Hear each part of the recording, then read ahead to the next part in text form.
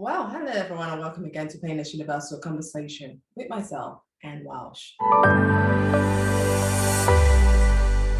Today we're talking about plant-based diet. Have you ever thought about it? Did you ever consider, or have you ever thought that's something you might want to try? My guest today will be telling me about the benefits of plant-based diets as an entrepreneur, a restaurant owner, and how a plant-based diet can change your life. Before we get started, let me tell you a little bit about my guest. His name is Loui Blake. Loui is a London-based entrepreneur, speaker, and angel investor in the plant-based hospitality sector. Started out in football and then nightlife, and a switch to a plant-based diet in 2015 caused Loui to refocus his attention on businesses that makes a positive impact on the world through food. He has been awarded an award-winning Enfora House, the UK's largest vegan restaurant, in 2018. A second location in Brighton followed in 2020 and a third in 2021. In between, Loui opened his first London restaurants and also created Veggie Dough Co., a plant-based pizza brand that launched in 2019 through various locations across London and the United Kingdom. Passionate about alternative protein and seeing the growing demands for cleaner food technology, Loui has made investments in a number of alternative protein startups, including the protein startup Stop. He maintains a key interest in sports. He co-founded Future Football Elite CIC, an academic football program based in Norfolk. In 2020, Loui and partner built the arena, a 17,500 square foot warehouse space, to provide the city's first 4G indoor football pitch and sport cafe. A popular speaker, Loui has spoken at London School of Economics, University of London, and many, many more. He's won the 2019 European RMI Future Marketing Leader of the Year, topping the 30 under 30 list. He's been featured in various publications such as The Guardian, Time Out, BBC News, and Forbes. Today, Loui works out a number of brands and projects around the world. He's a mentor, he helps others, and he's focused in a plant-based space. Meet my amazing guest, Loui, as we share his story about being an entrepreneur, a speaker, and a person who's really focused on plant-based diet. Meet Loui. Well, hello everyone, and welcome again to Painless Universal, a conversation with myself and Welsh. Today we have a conversation that is really, are you a plant-based person? Are you looking for something different to do in your life? New flavors, new tastes? This conversation is really for you. My guest today, Loui Blake, is an entrepreneur, speaker, and investor focused on the plant-based space. He's passionate about ethical businesses. And we'll be asking about what he means just by that and how he got all of this started. Hi, Loui, how are you today? Hey, I'm great. How are you doing? Very well, thank you. Thank you so much for joining me. I'm really excited about your concept, your work, especially in light of all this climate change. You know, so many things are relating to the food we eat as well, how we have to protect the environment, also true by what we eat. And you started something so unique, and it's not like you've just started. You've been doing this for a very long time, something that's now a big, big passion of yours. Before we get started, who are you, Loui Blake? So I guess I came to this realization around 8 years ago.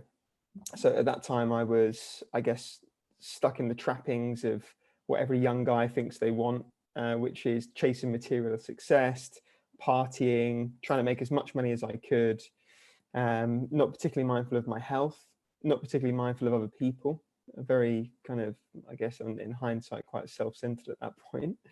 And I had chronic fatigue and burnout. I was burning the candle at both ends, should we say. And it took that for me to kind of look into what I was putting into my body and the impact that it was having on my health. So, I was eating out 3 times a day, completely mindlessly. I was eating and working at the same time, having late nights, getting up early, drinking too much, really, really not a great lifestyle. And when I had this chronic fatigue, I was looking into what I could change to feel better. And the consistent themes that came up were a reduction in sugar, a reduction in processed food, and a reduction in alcohol. Now, I was drinking probably 5 times a week at this point.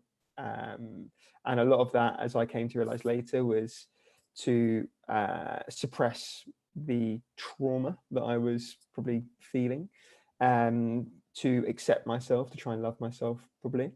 And the food side of things, I wasn't quite appreciating the impact of the certain foods that I was eating. When you eat out a lot, typically if you're eating out on the go, it tends to be fast food, lots of processed food, food that is fried, etc.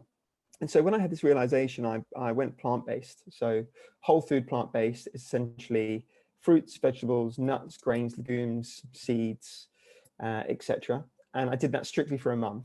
And afterwards, well, I don't know, it's probably about a week in, my sleep improved, I had more energy, my skin cleared up, I was thinking in a more clear and concise way. And so I kind of, upon discovering this, I was like, wow, this is really incredible. So I kept doing it. It led me to look into the food system. I never really thought about where our food comes from or the kind of foods we should be eating or the impact on health, and went down this rabbit hole into just how destructive part of the food industry is, and to the environment. Obviously there's an ethical component to that as well, but to our health, really mindless eating put me in a bad spot, and yeah, that's kind of how it came about. Unbelievable, Louis, because I can't believe that it was just through your lifestyle, that this questioning of you asking yourself and looking at yourself and realizing that your energy is drained out, you need your skin, it needs to be, you need to feel a little bit better in yourself. And that brought about change. When you look at your background growing up as a kid, what is it that is in you that happened? I mean, that in you as a kid that you could bring to your businesses now? Because when I ask this question, I always ask people about their background as a child growing up, because that has a big influence in our life. What was it that influenced you to be the person you are today? Because you're quite successful in your own right. Sure. I mean, I think I was very fortunate that my parents were not the kind of parents that just give us things. If we wanted something, there had to be a trade-off. If you want to do this, then you're going to have to go and mow the lawn 3 times, or we weren't just given pocket money. There was always a trade-off, and I learned kind of value exchange. I had to give to receive, right?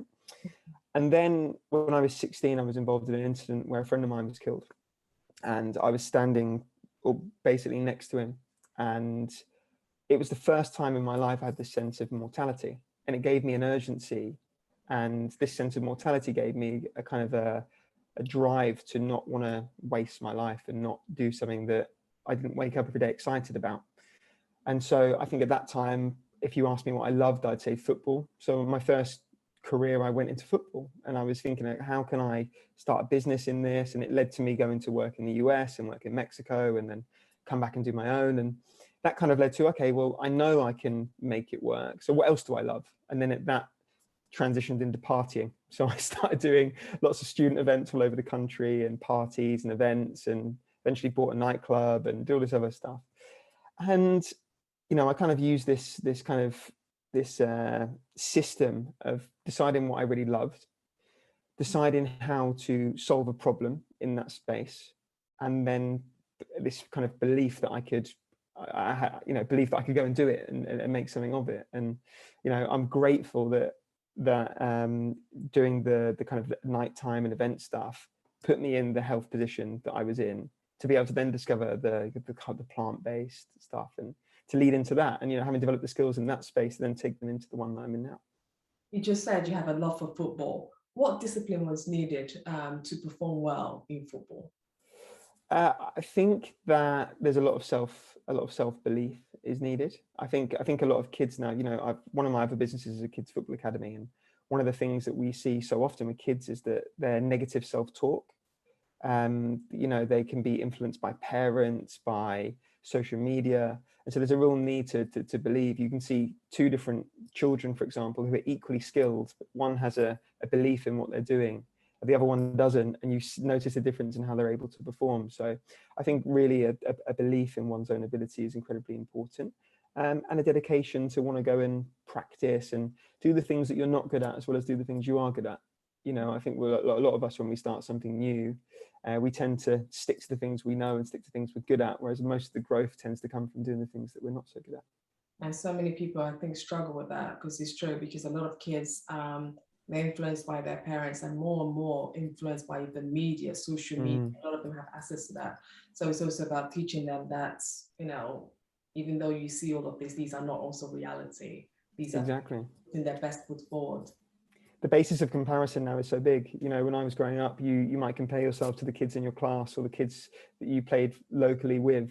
Whereas now these kids are looking on TikTok and Instagram, and they're comparing themselves against, you know, some of the best people in the world. And therefore it's an unnatural comparison, because we can 8 billion people almost, you know, that we're comparing ourselves to sometimes. So. And it's just not, yeah, I love that, what the word how you just describe it. The basis of comparison is becoming too large. It's very, and it's something, it's something that we all need to talk about, and, you know, really emphasize it to our kids, so they understand that this is something becoming a big problem. Because back when I was much younger, I was just my classroom. I didn't have to worry about what someone far away was doing, but now that is also in my face, and you have to worry about it. Exactly. You are very passionate about the ethical entrepreneurship, and has spoken out on this topic in prestigious stages all over the world. You know, can you share what are the important aspects that makes a business ethical? I think you have to be conscious of all of the stakeholders that are impacted by the business. So, you know, typically you've got your shareholders, you've got your suppliers, you've got your staff and your customers. These are kind of your core 4 stakeholders. And, you know, in the 80s, you had these big companies, and it was all about shareholder value, to the detriment often of the customers and to the teams, right? Whereas we know now that the people that work for us and the people that work in our teams represent our business day to day. They have to feel inspired, happy, comfortable to go out and, you know, reflect the business in the best way. Our customers have to feel valued. They have to feel that they're receiving a value, and that we care about them. Our suppliers need to be paid on time. They need to be communicated with. They need to feel part of the bigger picture. And our shareholders need to be brought in. So it's considering the needs of all of these stakeholders in equal proportion. Arguably, even, you know, our teams and our customers at the forefront of that. And then looking beyond those in terms of the other stakeholders that are kind of secondary stakeholders, so community. You know, if your business has a negative impact on the local community, it might make loads of money. You might look after your customers, you might look after your suppliers and your team. But if there's a negative impact on the local community, you're not an ethical business. Yeah. If you you know, you're ticking all those boxes, but it's a negative impact on the environment, then it's not being mindful, it's not being an ethical business. So an ethical business, to me, and my definition of that would be a business that considers all stakeholders and is able to communicate effectively the benefit to all of those stakeholders by that business being in existence. And I've learned the hard way. You know, I had businesses that were very good for us as shareholders, not so good for the people we worked with. And while, you know, you might make money to begin with, it tends to not last, or at least you don't feel good in yourself about it, you know. I was going to ask you, how did you learn that? You just described it, you learned it the hard way. So I was very interested that you just pull it in. And you're also very active in the plant-based space. You talked about it at the beginning, how you went into this because you felt that, you know, you've been doing all this, you've been eating wrongly, and you know, doing all that.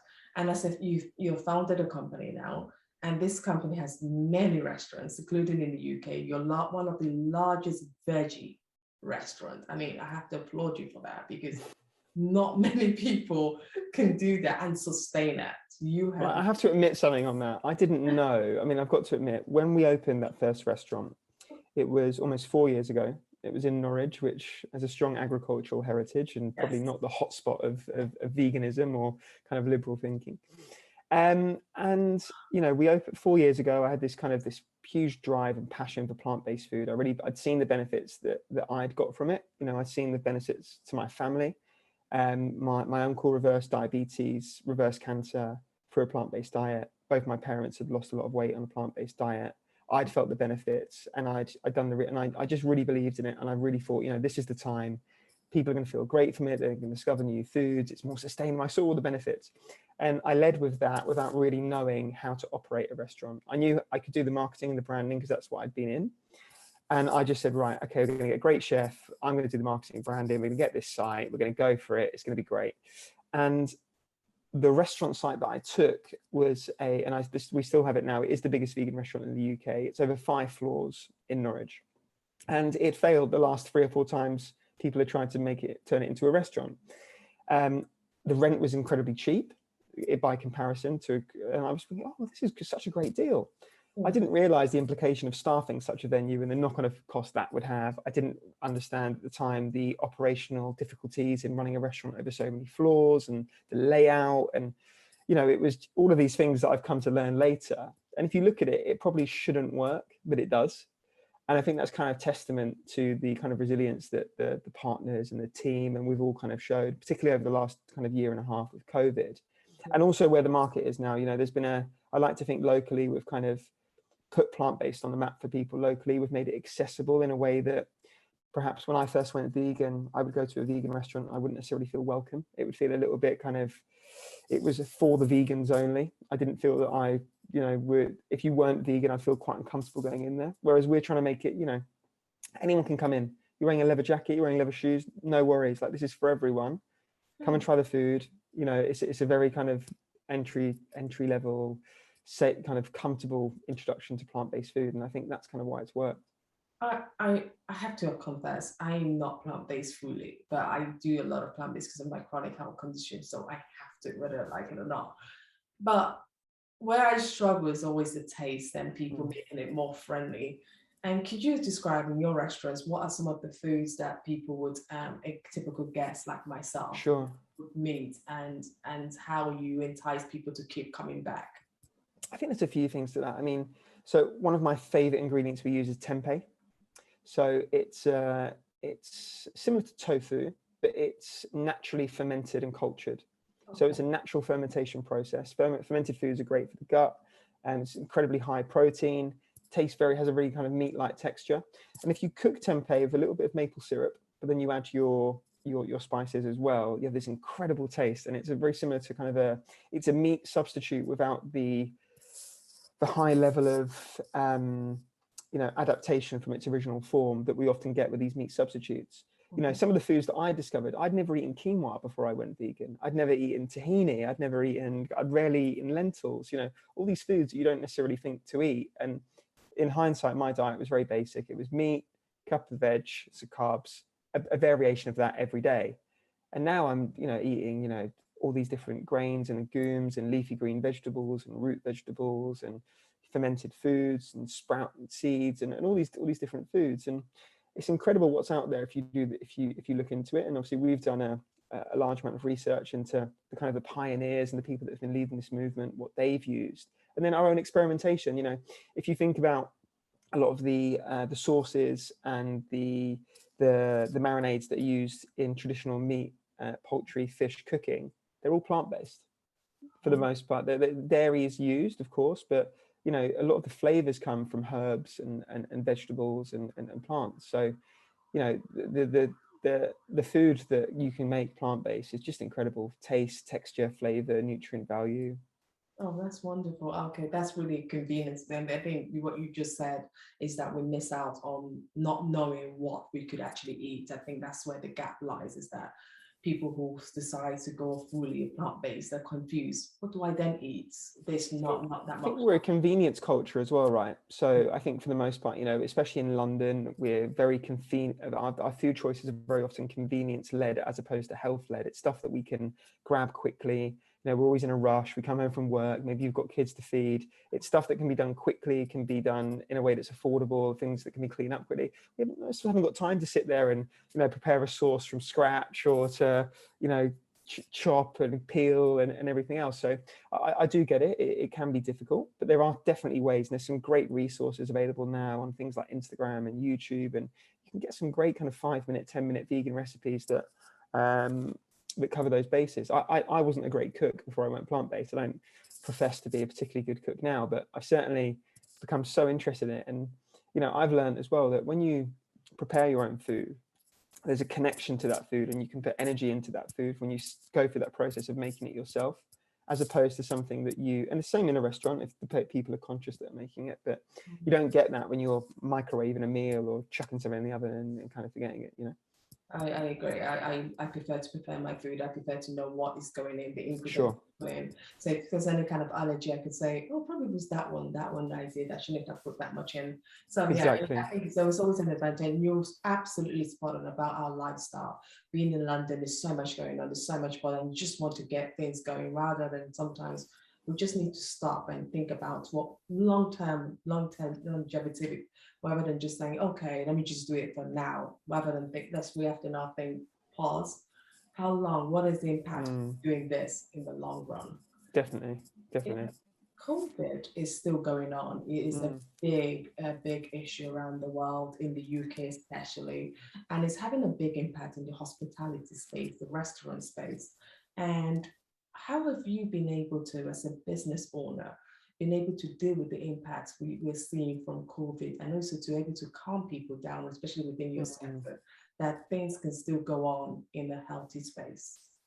Yeah, I think it's the culture that you create within the business, right? You know, we want to be proactive rather than reactive. We want to be positive. We want to find the opportunities and the challenges, and really instilling that mindset that whatever happens, we're going to be good. We're going to come up with a solution. We're going to find a way through it. And what that looked like to us in the first lockdown was, we said, okay, how can we continue to be of service to the community that we look after, right? How can we continue to provide value? And I think leading with that mindset, as opposed to how can we make money, really helped us to make the right decisions. So it was, can we offer the free school meals that aren't being offered because the kids aren't at school? We'll give them away. Can we offer that as a service? Can we show people some healthy recipes they can make online? Can we show people how to get more vitamin C in their diet? We knew that was important to combat COVID. And then it was, how can we adapt our business model to continue to meet the needs of people? You know, if they've been at work all day and they want to order in, but they want something healthy, we were on the delivery platforms, we were doing collection, we were producing a lot of content to help people at home as well. And it was just keeping the team engaged, you know, regular check-ins, regular meetings, and looking for opportunities. We opened quite a few dark kitchens in London, in neighborhoods where we knew there was a high concentration of people who were perhaps working from home. So we took on a lot of new kitchen sites where we'd normally look at central London as our areas to operate. We looked more at kind of Clapham and Crouch End and Islington, and more kind of neighborhood locations. But I think now, where we're at now, as we said before we came on the podcast, it's becoming more challenging, because I think people are now starting to think, okay, where is the end of this? Because it really is dragging on now. You know, we're now coming to another winter with challenges, potential lockdowns and restrictions again. And, you know, it is becoming challenging. People's mental health has taken a real battering over the last 2 years. There's only so long that people find it possible to remain positive and see the upside. And so it's a big push that we need now. And I think collectively as an industry, collectively as a culture and as a people, we need to make sure that we're supporting each other and, you know, having open, honest communication about what the potential solutions are and what we need to do. Especially whenever people's going through any kind of difficulty, I think it's what you rightly said, is having that open and honest conversation. Don't look at any kind of Instagram or the news and make yourself feel like you're okay when you're really in reality you're not okay. It's okay to come out and say, definitely, I'm suffering, I'm in pain, this is affecting me. It feels like it's been a bit of a concerted effort to instill that in people, in my mind, especially in recent times. You know, if you were to, I don't watch the news. I choose to not watch the news. If there's something I need to check, I would check it, but I don't typically habitually watch the news. But I think if I did, I'd be fearful. You know, it's every day there's another, you know, and if you look at the modelling that's been done over the last 24 months, none of it's been accurate. And if you look at none of it's been accurate, and so a lot of it's been a whole fallacy around putting people into a state of fear. And we've seen it in the restaurants over the last 2 weeks. The amount of cancellations we've had, up to 50% cancellations. People who are saying, you know what, I'm not going to risk it. I'm going to stay at home. And there's a negative mental health impact to those people that are now choosing to stay in their home 24 hours a day, not go out, have things delivered, not interact with other people. And I think the biggest impact this has had is on kids. You know, as I said to you before, we've got this Kids Football Academy, and you see the changes in behaviour in the formative years. If you're covered up, you're not interacting with people, you're not communicating, you're not out in the fresh air, you're not exercising. This is really, you know, really bad stuff. And it's almost like we're trying to numb that pain of the Yeah. long-term damage that this is going to give to many people in the future. Like it's okay now because we might be saying we're shielding. And I always say to people, when I was living with my chronic illness, the worst thing I could ever do for my healing process was to hide myself from the Yeah. world. I needed to interact with people. I needed to see Mm, people. And a lot of people I find now are hidden. They don't go out. And you're absolutely right. They cancel everything. All events are being cancelled and they're not socializing. So their mental state is being affected because most of these people actually tend to live alone as well. So exactly. Exactly. you can imagine the trauma of talking to yourself or watching television all day. That imagine what the damage that is doing to your mind all day. So I'm Yeah. so glad that we touched on this critical thing because more needs to be done. It takes a degree of empathy and compassion to look at those people and not judge. You Yeah. know, I think what's happening at the minute is that it can be incredibly divisive. You can have people say, "Oh, why are you doing this? You're staying at home. You're wearing masks. You're taking the vaccine." Then on the other side, people saying, "You're selfish." And it's entirely divisive. Yeah. Whereas there's a degree of compassion needed both ways to say, if you are one of those people staying at home, I understand you're fearful. I understand why you're fearful. You know, and that's where your open, honest communication comes in to try and help those people, and vice versa. Yeah, that's perfectly said. I really hope to really make that point really known to people because I think it's a dark time for a lot of people right now. Indeed. More people need to hear conversations like we just talked about now. You're an angel investor for many other businesses, and what are some of your few painful experiences that you had to go through that helped you to learn and apply to invest in like startup businesses? What are some of the challenges you had to go through and learn lessons you learned along the way? I would say I've been fairly fortunate so far for the Good. most part, but I've kind of got an investment thesis and values that I stick to guide decisions that I make. You know, I've always invested in my own businesses as well. I've definitely made some mistakes there. I've perhaps got into business with people who we weren't aligned ethically, morally, in terms of vision and mission for the business. We weren't always aligned. There was a there was a time where that had happened and it caused a huge amount of friction. I think the first thing is you have to be aligned. These people have to be high integrity partners. You have to be aligned on mission. You have to be aligned on the way you see the world and share the same values and the same expectation of the business, right? And I think it has to also be a complementary set of people that can help each other, especially at the kind of early stage when you're just getting set up. In terms of investing, a lot of the investments I've made have come to me. And I think that's as a result of, you know, I've kind of put out a lot of content and do a lot of speaking, and I talk about my own journey with my own businesses, and people that are then starting will contact me and say, I've got this idea.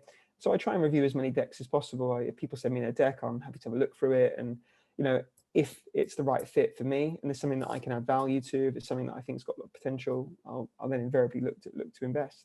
But touch wood so far, I mean, most of my investments are in alternative protein. So looking at ways to essentially feed more people without the use of animals. And that's kind of where I stick. But I have done a few into tech and a few other things that have come across me.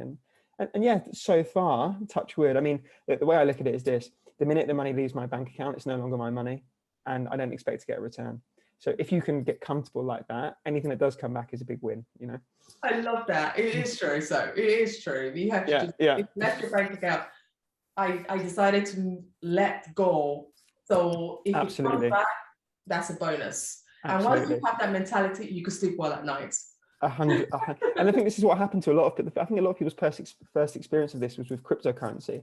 Over the last couple of years, when it's become into the public domain and people are saying, oh, I can put into Bitcoin, I can, you know, I think I tell people, yeah, I think cryptocurrency is amazing. I think, you know, Web3 and NFTs, crypto, there's a huge amount of opportunity in this space coming up. Do not put any money into these things unless you've done the research, unless you're willing to lose it. Do not put more in than you are willing to lose, because you've seen people who've taken loans, they've remortgaged, you know, in some extreme cases, they've put their money in, the price has dropped, they've panicked, they've pulled it out and they've lost a fortune. Oh, So it's really understanding, and this is a low entry point for people. Anyone can invest in the cryptocurrency for very little money. People can invest on things like Seeders and Crowdcube for very little money, or they can invest in a friend's business often for a low amount of money. Just make sure you're not going to miss the money when you put it in, and don't expect it to come back. what's your words of advice to any young person who's looking to go into the investment space? and not quite sure about how to get started, what would you give them as a tipping point to get started? I think looking on platforms like Seedrs and Crowdcube is a great way to start. Get comfortable reading investment decks, learn what to look out for, listen to podcasts with people that are prolific investors and have done very, very well, understand kind of what you vote with your money, right? So when you put money into a company, you're voting for the kind of world you want to live in and that company's going to create. So I think, yeah, start small. I mean, you can start investing from £10, £20. I think it's great. It's a great exercise for kids to learn about how to manage money. There's plenty of great books out there as well. One of the good books I read many years ago was The Richest Man in Babylon. And it's a really good money management book. It's written in a kind of a story format, but it's a really good way to think about money and money management. Oh, wonderful. Finally, you grew up in Norfolk, experiencing a slow pace of life, beaches, great outdoors, and abundant friendliness. Can you give your thoughts on why it's important to build a community spirit wherever you may be living? Oh, 100%. I mean, we're social animals, right? Yeah. And we need the support of a community. I think, we're in relationships or in friendships, it's impossible for one person to meet all of our needs, to be the shoulder to cry on, to be the person we, play sports with, so that community is really important to help cover all of our bases of our needs, and particularly in times like this. And I think it's finding people that you align with in terms of values and the way that you kind of see the world, and that share the same kind of traits that you'd like to see in yourself. It's definitely, there's a classic saying of, you are the 5 people you spend the most time with. So make sure they're 5 people that you look up to and you want to be like. That's absolutely true. Well, Loui, I'm absolutely delighted to spend this time with you, because you went through an amazing work. You're doing so well, and we really encourage more and more people to try the plant-based and also stick to it. What are the benefits, before I let you go, what are the benefits you would say the plant-based has for the environment? For the environment, so there's a few things. I mean, industrial animal agriculture is the leading cause of deforestation, habitat destruction, ocean dead zone. The list goes on. So that's industrial animal agriculture. That means factory farms where we produce huge amounts of beef, pork, poultry, etc. We as individuals drive that demand by consumption of those products. So when you go into a Tesco and you buy a chicken from the freezer, you are voting for that to continue. And while that continues, there's a huge amount of destruction that's going on a planetary sense. And it's a direct link. There is no argument for it. I don't advocate for everyone to go vegan overnight, but I do advocate for people to reduce their meat and dairy intake, to look for, grass-fed if they are going to still want to eat meat. Each their own. I'm not going to tell anyone what to do. And also, in terms of food shortages, we grow a huge amount of crop, which invariably goes to feeding cattle that we then raise to eat. But we still have a huge amount of people starving. I think this is the craziness in my mind over the COVID pandemic. We were so ready and so able to vaccinate the world's population, but we've still got 25,000 people a day starving of hunger. Sure. So there's a lot of moral questions, a lot of environmental questions, and for me, and the research that you can quite easily access online, shift to a plant-based diet is the single most impactful thing an individual can do to help the environment. And so that's why I would suggest people do it. Loui, thank you so much for this conversation. I appreciate your time. I know how busy you are running so many ventures. It's not quite easy, but I do appreciate this time you spent. Thank you so much. Really enjoyed it. Thank you. 1 second.